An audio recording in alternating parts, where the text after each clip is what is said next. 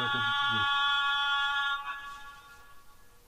لوگ ایمان لائے اور عمل نیک کیے ان کے لیے خوشحالی اور عمدہ ٹھکانہ ہے۔ رحمت اللہ علیہ اپنی شہادت سے 1 مہینہ قبل حضرت امام مالک رحمت اللہ علیہ کی قبر کے پاس سے گزر رہے تھے، اللہ سے دعا مانگی۔ حضرت علامہ کی عمر جب شہید ہوئے صرف 45 برس تھی، صرف 45 برس کی عمر میں خطابت کے اس آسمان نے اور علم کے اس طوفان نے اللہ کی بارگاہ میں دعا مانگی، اللہ تجھے کیا فرق پڑتا ہے اگر مجھ کو بھی امام مالک کے پہلو میں، مجھ کو بھی ابراہیم رضی اللہ تعالیٰ عنہ کے پہلو میں دفن کر دیا جائے۔ حضرات گرامی قدر، حضرت علامہ نے دعا مانگی، آنکھوں سے آنسو گرے، جنت البقیع کی وادی کے اندر آنکھوں سے آنسوؤں کو گرا کر حضرت علامہ باہر نکلے، واپس آئے، گھر ٹھہرے۔ یہ فروری کی بات ہے، مارچ کا مہینہ آیا، مارچ کے مہینے میں تقریب تاجدار نے جب مومنوں کو لڑایا، نہ کسی کے پاس تیر تھا نہ تلوار تھی،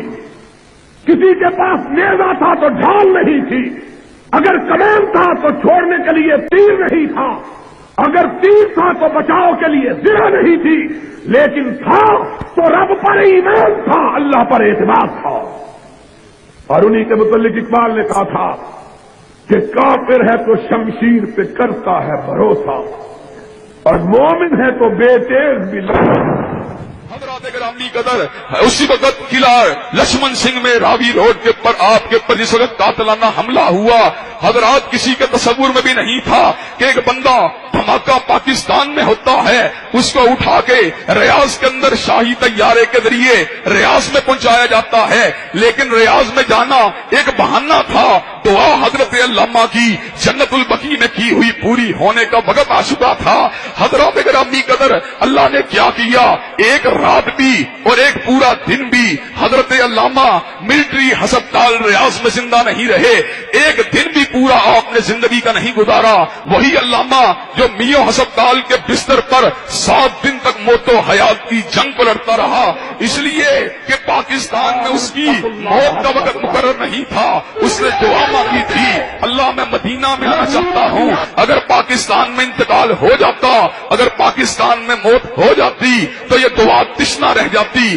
لیکن اللہ جب اپنے بندے کی سنتے ہیں اسباب کو پیدا فرما دیتے ہیں۔ طیارہ آپ کے علاج کے لیے آپ کو ریاض لے کے نہیں گیا، بلکہ طیارہ آپ کو جنت البقیع میں تدفین کے لیے ریاض کو لے کے جا رہا تھا۔ آپ کی دعا صرف 1 دن تک تشنا رہی۔ آپ فجر کے وقت جس دن وہاں پہ پہنچے تھے، اگلی صبح فجر کے وقت 24 گھنٹوں کو پورا کرنے سے قبل آپ کی حالت بگڑتی چلی گئی، آپ نے جام شہادت کو نوش کر لیا۔ ان کے والد اور میرے دادا نے ایسے عالم میں یہ بات کہی، میں نے اپنے بیٹے کو پاکستان واپس لے کے نہیں جانا، میں نے اس کو مالک کے پہلو میں، میں نے اس کو نافع کے پہلو میں، میں نے اس کو حضرت ابراہیم کے پہلو میں، میں نے اس کو عثمان ذی النورین کے پہلو میں دفن کرنا ہے۔ حضرات گرامی قدر، حضرت علامہ کی دعا مجسم ہو گئی، اللہ نے ان کو جنت البقیع میں پہنچا دیا۔ اس کا مطلب یہ ہے آپ بھی اگر اللہ سے دعا مانگیں، اولاد کے لیے دعا مانگیں، اللہ اولاد دے گا،